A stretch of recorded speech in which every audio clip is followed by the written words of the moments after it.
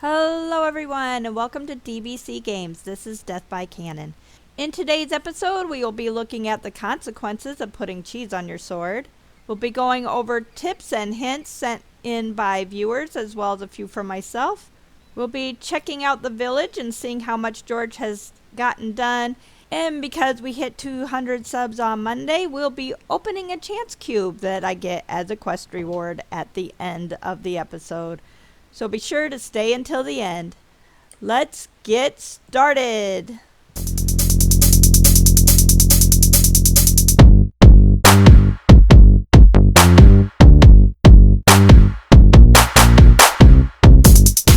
So, what are the consequences of putting cheese on your sword? Let's take a look. In this fight, you can see that the rats have appeared. Oftentimes they get between me and whatever I'm fighting, and sometimes I actually end up killing them myself. And they don't do a ton of damage, but they do distract the enemy.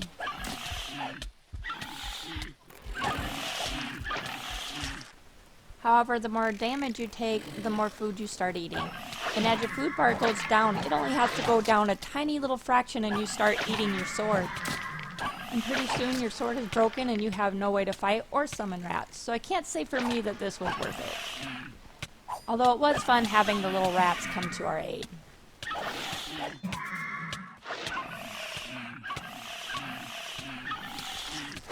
Good job, rats. So for me, although I enjoyed having the ratty modifier on my sword, the tasty was too much. So I have removed the cheese from my sword.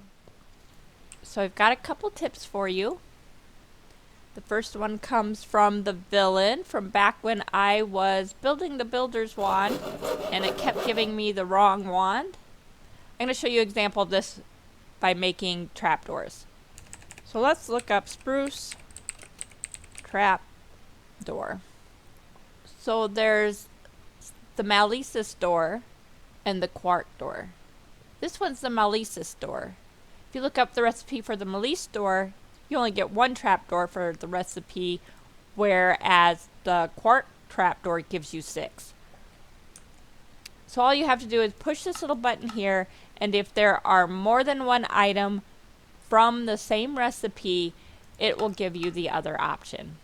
So thank you, villain, for that awesome tip.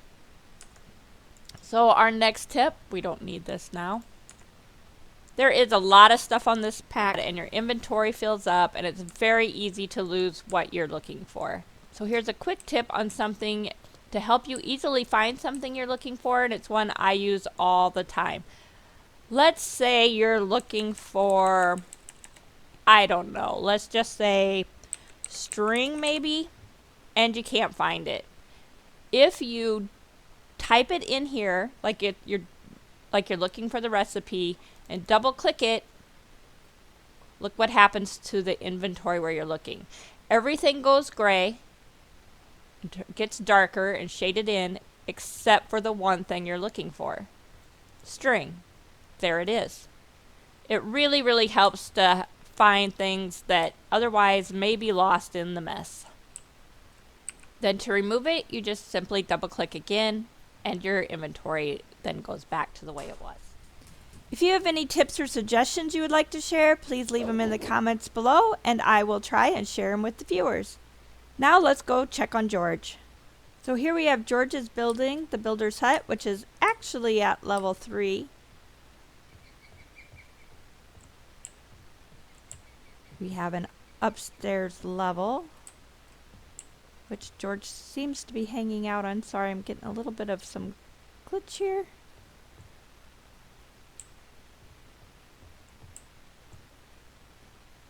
Then he has a tower here. It's like this hasn't changed much from the inside, but here's your tower.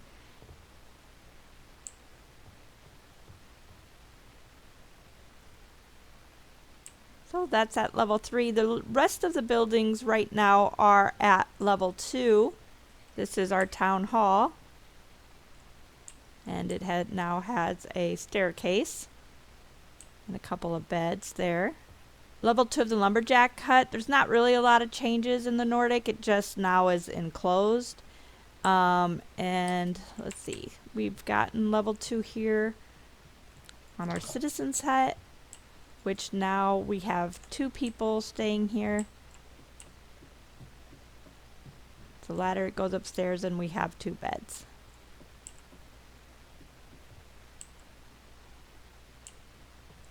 I'm still getting a lot of chunk lag here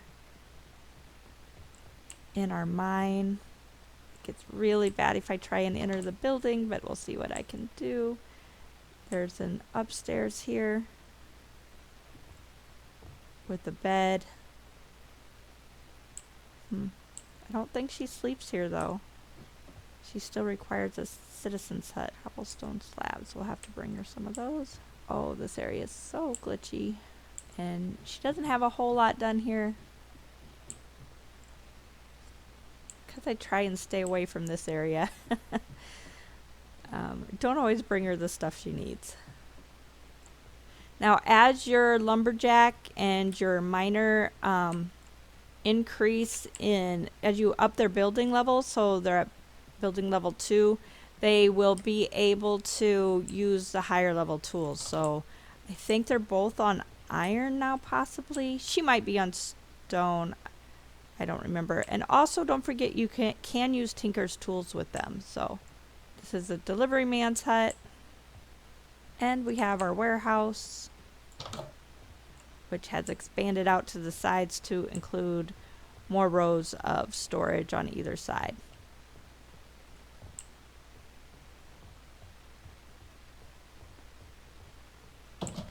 And the reason I personally haven't added any other buildings to the mine colonies is because once you reach a certain level where you can hold or house so many people, you start getting raided.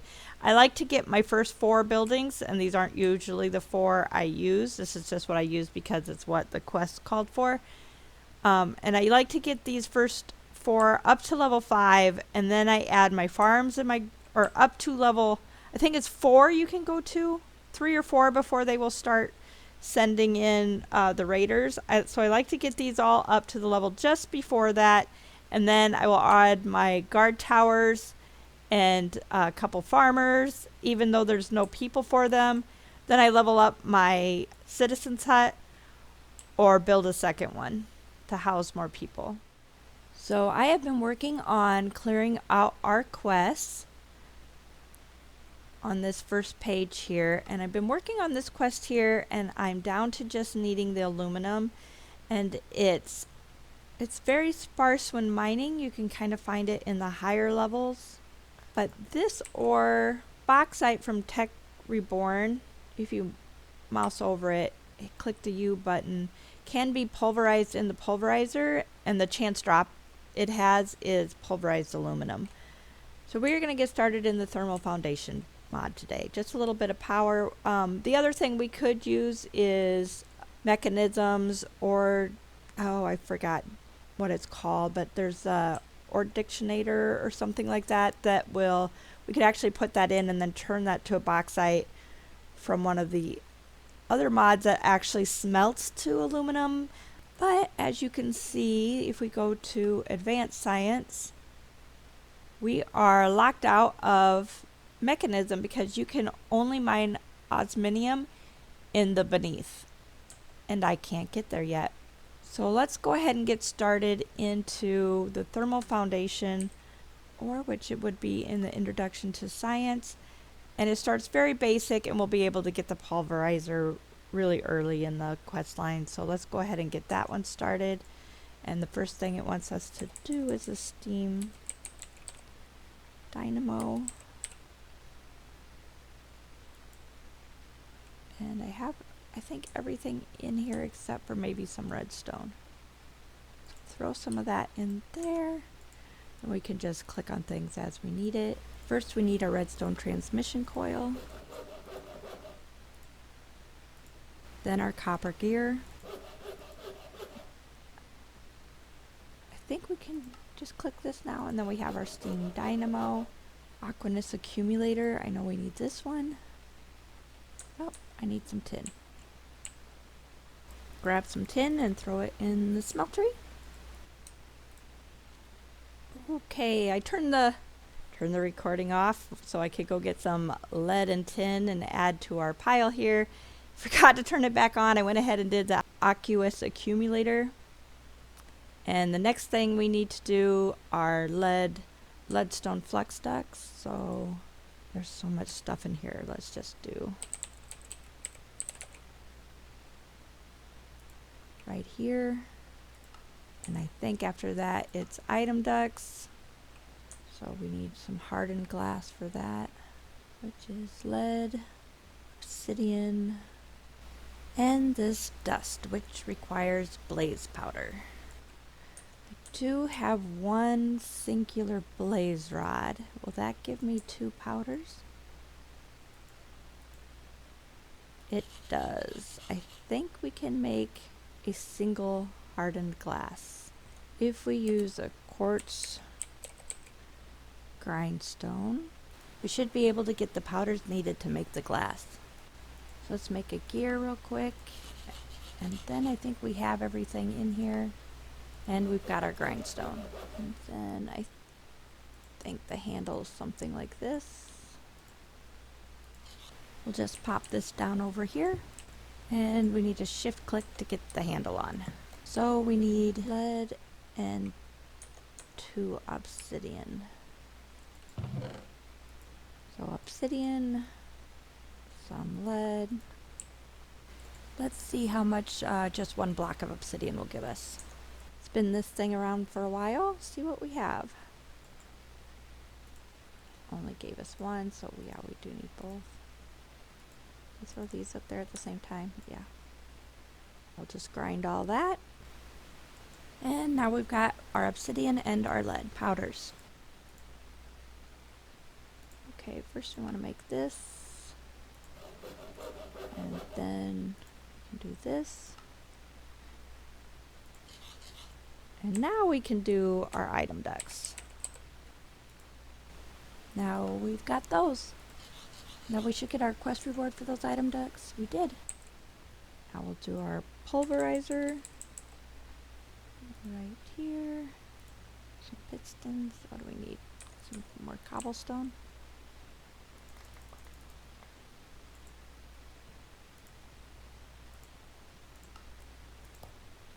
Got our piston.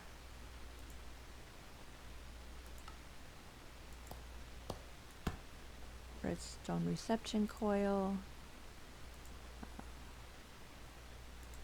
Tin gear. Which will give us our machine frame. Some copper gears.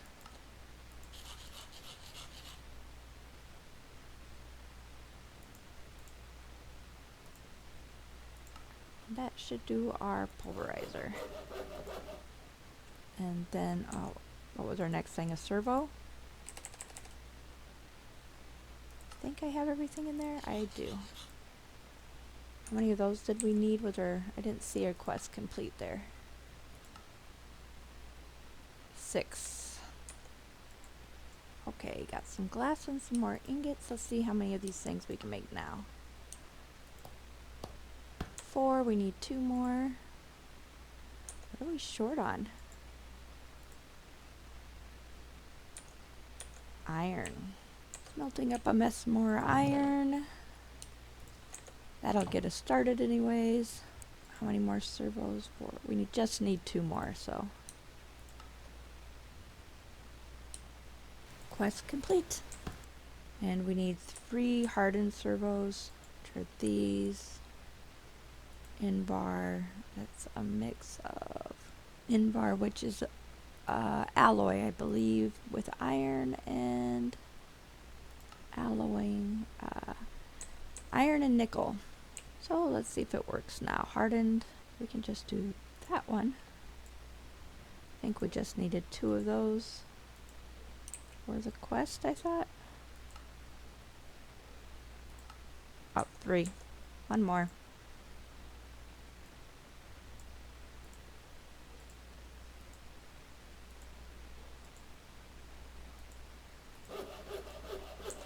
Ah, there it is. grab some of this bauxite. And let's put some water in our buckets.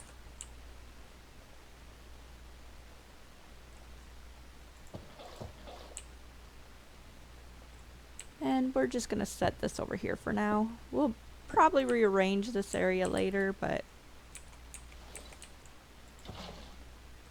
want some water there, some water there. We want to put our Oculus accumulator down here. Our steam dynamo.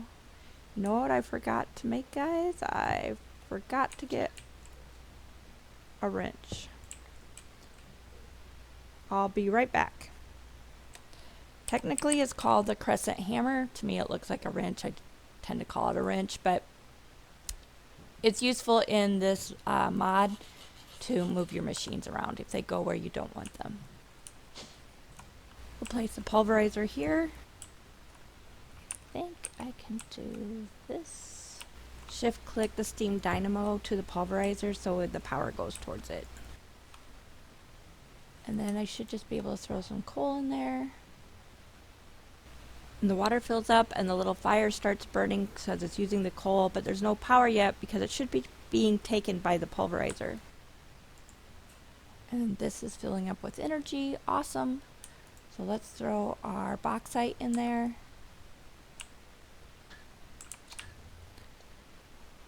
We'll also grab this right here. This bauxite ore from Immersive, if you take this, it actually goes into your inventory as aluminum from Thermal Foundation. So we're eventually gonna get this basement area done. I'm gonna throw one storage crate down here real quick. Oh, it's already dumping in there. This is done, but I real quick wanted to show you how to set up the settings in case you need to do that. So this one was set up so that anything that came into this area right here would output to the chest, but the things here are still staying in the machine. So to change those, you go into the configuration, and our chest is here, which is output to the right, which is red, and it's having it output the yellow to the bottom. And we want to switch this to this like orange color because then it will go, both the top and bottom items from here will then output to the right, which in this case is our small storage crate. We can go ahead and turn all the others off. We don't have anything coming from the top, so we could turn that off also. Or from the back, can also be off. This one can also be off because we only have power coming in there. And now both our aluminum and our bauxite dust are going in here. Okay, so that puts us at quest rewards.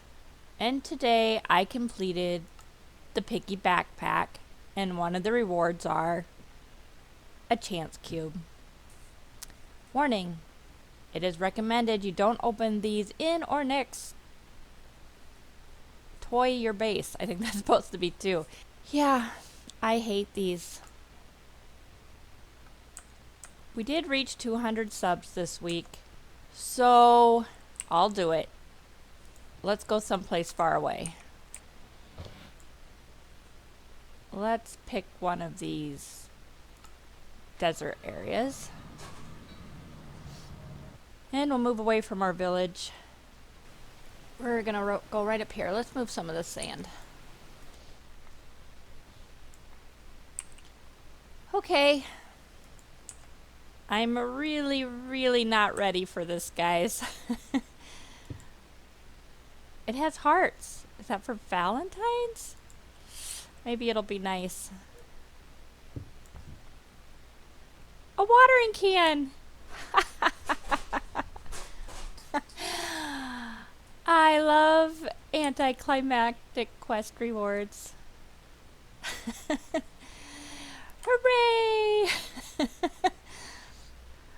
I'm sorry for you guys that these nothing horrible has happened to me when I do my 100 sub run and my 200 sub chance cube.